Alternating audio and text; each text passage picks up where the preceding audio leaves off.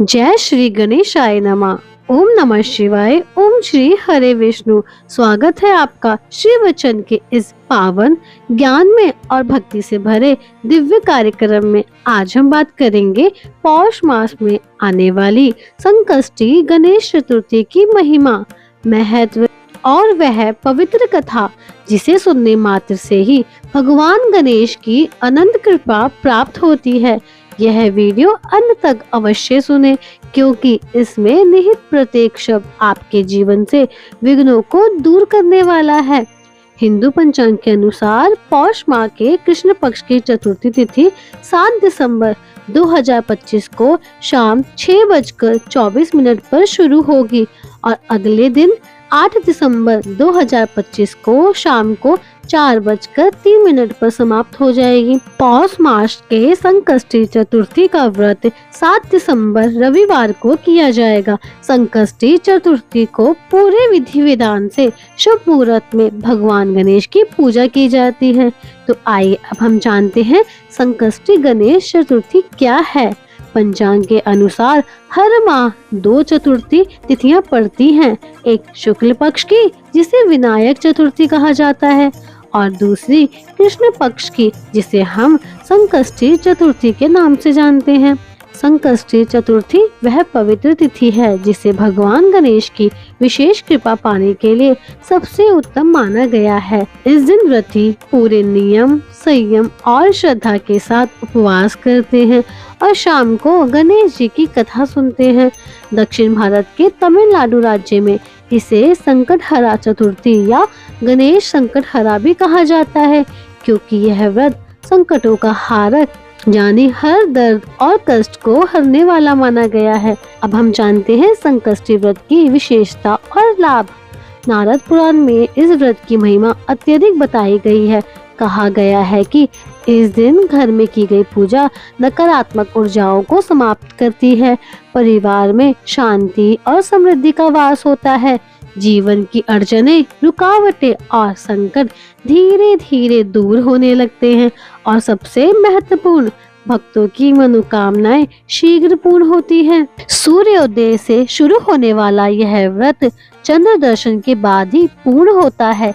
यही कारण है कि संकष्टी चतुर्थी की तिथि चंद्रोदय के समय पर निर्भर करती है।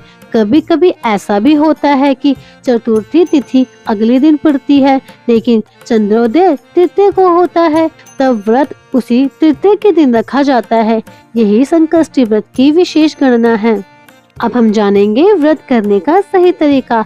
संकष्टी चतुर्थी पर व्रती दोनों हाथों में पुष्प लेकर भगवान गणेश का ध्यान करते हैं।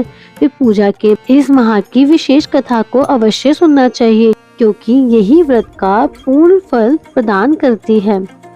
तो आइए सुनते हैं वह पावन कथा जिसे पौष संकष्टी चतुर्थी पर सुनना अति शुभ माना गया है।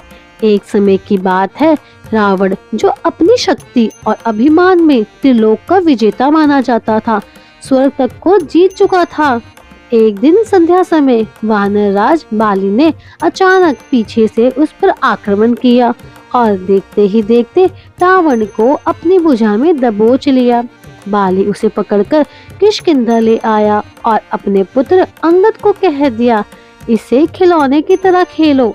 अंगद रावण को सचमुच खिलौना समझकर रस्सियों से बांधते, घुमाते और इधर उधर ले जाते। रावण का अभिमान चकनाचूर हो चुका था। वह असहाय था, पीड़ा में था और अत्यंत दुखी मन से उसने अपने पिता महर्षि पुलस्त्य को स्मरण किया। पुलस्त्य ऋषि प्रकट हुए और रावण से पूछा, वत्स तुमने मुझे क्यों स्मरण किया है? दुखी रावण बोला, पितामह मेरी यह दशा देखिए, नगरवासी मेरा अपमान करते हैं। मैं इस बंधन से मुक्ति चाहता हूँ, कृपा मेरी रक्षा करें।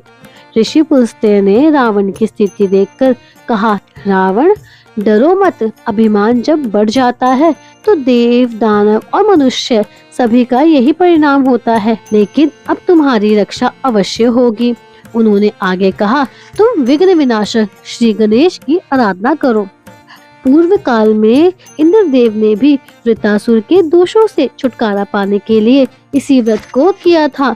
तुम भी इसी व्रत को संपन्न कर, तुम्हारे सारे संकट दूर होंगे। पितामह की आज्ञा पाकर रावण ने अत्यंत भक्ति भाव से संकष्टी गणेश चतुर्थी का व्रत किया।